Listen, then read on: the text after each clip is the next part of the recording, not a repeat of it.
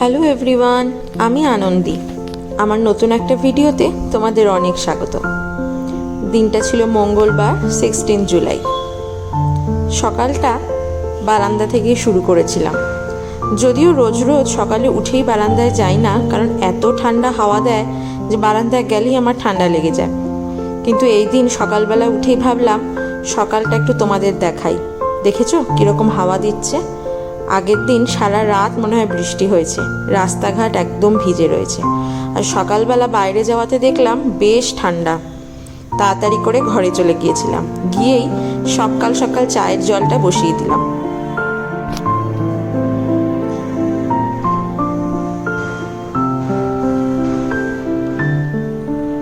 চাটা বসিয়ে দিয়েই ছেলের দুধের ব্যবস্থা করে ফেলি। তারপরে ও দুধটা খেয়ে উঠলেই ওকে রেডি করানো, ওর টিফিন গোছানো, বেশ অনেকগুলো কাজ থাকে। দেখো ঘুম থেকে উঠেই কত এনার্জি। আমার কিন্তু সত্যি ঘুম থেকে উঠে এত এনার্জি আসে না। তোমাদের কিরম এনার্জি থাকে ঘুম থেকে উঠেই জানিও আমাকে।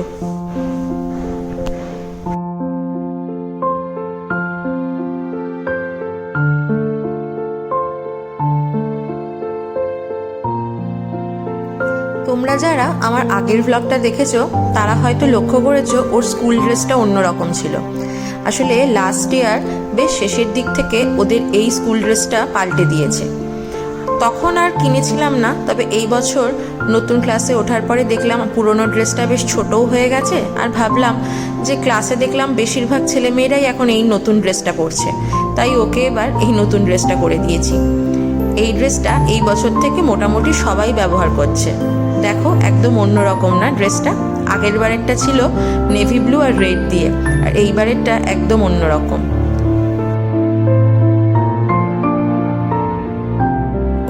প্রতিদিন ওকে রেডি করতে করতে ওর সাথে একটাই কথা বলি, কি জানো? যে টিফিনটা যেন খেয়ে আসে। এখন তো ওদের স্কুলটা 1টা অবধি হয়ে গেছে, বেশ অনেকক্ষণ থাকতে হয়, কিন্তু আমার ছেলে তো টিফিন কোনোদিনই খায় না।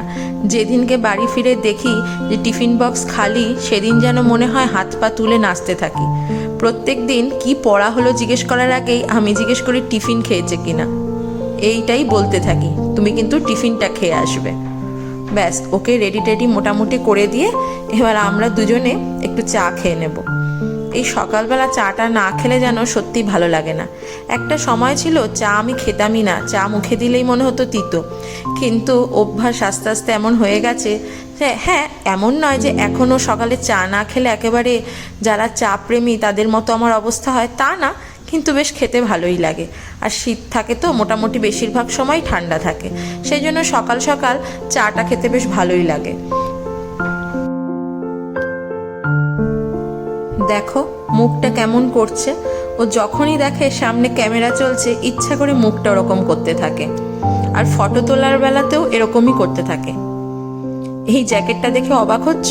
অবাক হওয়ার কিচ্ছু নেই, সত্যি বাইরে বেশ হাওয়া দিচ্ছে আর ভালো ঠান্ডা। আর তার মধ্যে সেদিনকে বললাম না আগের দিন সারা রাতই মনে হয় বৃষ্টি হয়েছে, সকালে উঠে দেখছি ঝিরিঝিরি বৃষ্টি হয়েই যাচ্ছে। সেই জন্য একেবারে এটা পরে দিলাম, যাতে বৃষ্টির জলটাও গায়ে না লাগে, আর বেশ ঠান্ডা ছিল। হাত পাগুলোও যেন, যদিও পাটা খালি, হাতটা বাঁচুক ঠান্ডার থেকে, এই আর কি।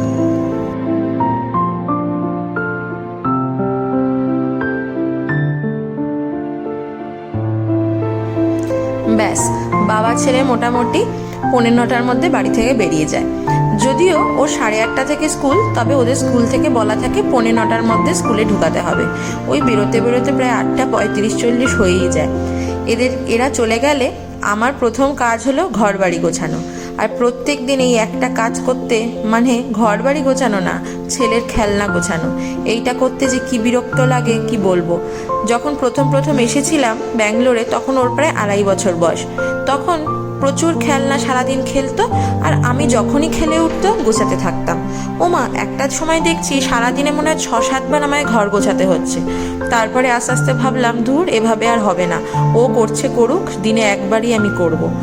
তবে একটা কাজ আমি করি, এটা কিন্তু ও জানে না। আমি কি করি, বেশ 1-1.5 সপ্তাহ খেলনাগুলো খেলা হয়ে গেলে আস্তে আস্তে একটু একটু করে সরাতে থাকি, যাতে প্রত্যেক দিন ওই 5-6টা জিনিসের বেশি যেন ও আর হাতে না পায়। একটা বিশাল বস্তা তৈরি হয়েছে ওর খেলনার, ও সেটা জানেই না। ও যদি কোনো দিন দেখে ফেলে, ব্যাস হয়ে গেল, পুরো বস্তা টেনে নামাবে। আমি ওটাকে লুকিয়ে রাখি।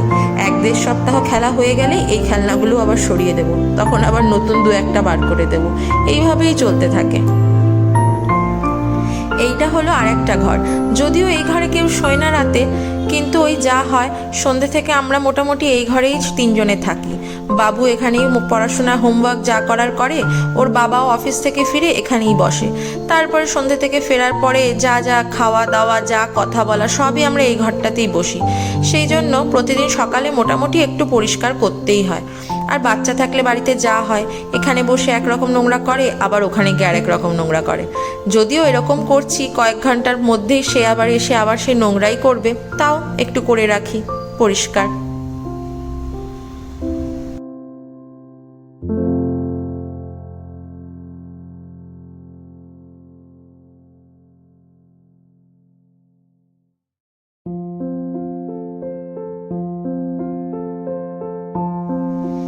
বাইরে যাওয়াতে দেখলে কি পরিমাণ গামছাটা নড়ছে? হ্যাঁ, ওই রকমই হাওয়া দিচ্ছিল, অসম্ভব হাওয়া। আসলে এখানে আমার যেন মনে হয় এই ঠান্ডা হাওয়ার জন্যই ওয়েদারটা এতটা ঠান্ডা হয়ে যায়, না হলে কিন্তু এত ঠান্ডা হওয়ার কথা নয়।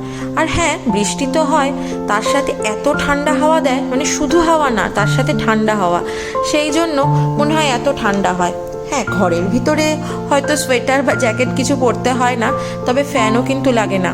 মোটামুটি আমাদের বছরে ওই 2 মাসই ফ্যান চলে, তাও আবার একদম আস্তে আস্তে। আর বাকি সময় ফ্যানের কোনো প্রশ্নই নেই। তার মধ্যে দেখেছো তো, জানলা খুললাম মানে সারা রাত আমাদের জানলা বন্ধ করেই রাখতে হয়। তবে জানলাটা বন্ধ না করলেই ভালো লাগে, কিন্তু আমার ছেলে সারা রাত গায়ে চাদর টাদর কিচ্ছু দেয় না। ওর জন্যই মেনলি জানলাটাকে আমরা বন্ধ করে রাখি, যাতে হাওয়াটা না আসে, আর ওর অল্পতেই ঠান্ডা লেগে যায়। সেই জন্য ওর কথা ভেবে এরকমভাবে চলতে চলতে আমাদের দুজনেরও যেন এটাই অভ্যাস হয়ে গেছে।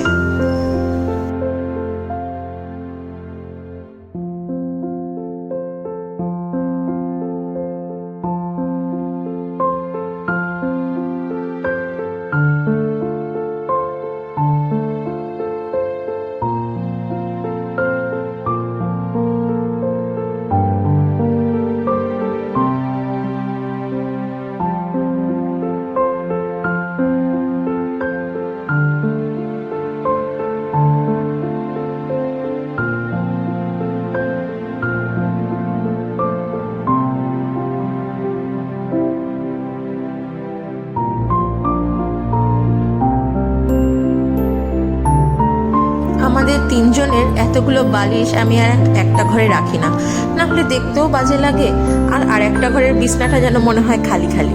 সেই জন্য এই ঘরে শুধু আমাদের 2 জনের বালিশটাই রাখি, আর বাকি 2টো বালিশ ওই ঘরে রেখে দিই। রাত্রিরে শোয়ার সময় সবগুলো একসাথে নিয়ে আসি, আবার সকালবেলা যে যার নিজের জায়গায় চলে যায়। প্রত্যেক দিন এই টুকটাক কাজটা করার পরেই আমি একটু বারান্দায় গিয়ে দাঁড়াই, ভালো লাগে। কিন্তু সেই দিন এত হাওয়া দিচ্ছিল, বেশিক্ষণ আর দাঁড়াতে পারিনি। আর তারপরেই যে আমার হেল্পিং হ্যান্ড আছে সে চলে আসে। সে পুরো কাজকর্ম সেরে চলে যাওয়ার পরে আমি আমার ব্রেকফাস্টটা বানাই। সেদিনকে বেশ ঠান্ডা ঠান্ডা ওয়েদার হওয়ার জন্য ভাবলাম একটু ম্যাগি খাই। ম্যাগি খেতে খারাপ লাগে না, তবে আমি না এরকম আলাদা করে বানাই। জানি না তোমরা কি এরকমভাবে বানাও, যদিও ম্যাগি বানানো তো একসাথেই বলে, কিন্তু ওইভাবে খেতে আমার খুব একটা ভালো লাগে না।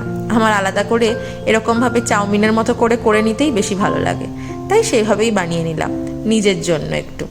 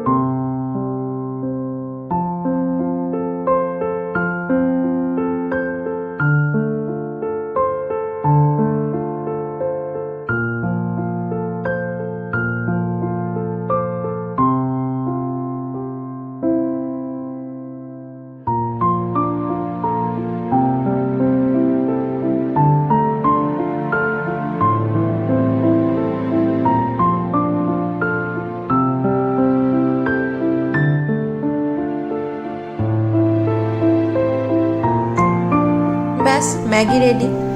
আর এবার এই খাবারটা নিয়ে বসে আমি করেছিলাম বাবা মাকে ফোন। সেদিন না প্রত্যেক দিনই তাই হয়, প্রত্যেক দিনই ব্রেকফাস্টটা নিয়ে বসে আমি বাবা মাকে ফোন করে নিই, কারণ সেই সময় বাড়ি একদম ফাঁকা, কেউ থাকে না, সেই জন্য নিশ্চিন্তে তাদের সাথে একটু কথা বলে নিই। তারপরে সারাদিনে হয়তো আর 1-2বার ফোন করা হয়, তখন তাদের নাতি তাদের সাথে কথা বলে, আমার আর সুযোগ হয় না। ব্রেকফাস্টটা সেরেই মোটামুটি প্রতিদিনই আমি এই ঠাকুরের থালা বাসনগুলো একটু মেজে রাখি, কারণ যে আর কি কাজ করতে আসে সে এসে তো সমস্ত বাসন পরিষ্কার করে এই সিঙ্ক জায়গাটাকে পুরো পরিষ্কার করে দিয়ে যায়। যেহেতু আর বিশেষ কোনো জায়গা নেই, সেই জন্য ও করে দিয়ে যাওয়ার পরেই আমি ঠাকুরের বাসনটা মেজে নিই, অন্যান্য কাজে হাত দেওয়ার আগে।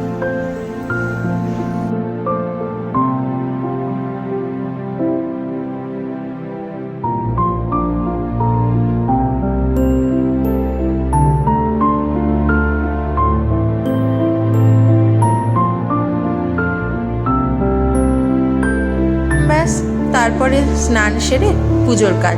যদিও এই কাজটা আগে ছেলেকে স্কুল থেকে ফিরিয়ে আনার পরে করতাম, কিন্তু এখন যেহেতু ওর 1টা অবধি স্কুল হয়ে গেছে, ওর বাড়ি আস্তে আস্তে প্রায় 1:15 বেজে যায়, সেই জন্য আর আগেই সেরে রাখি।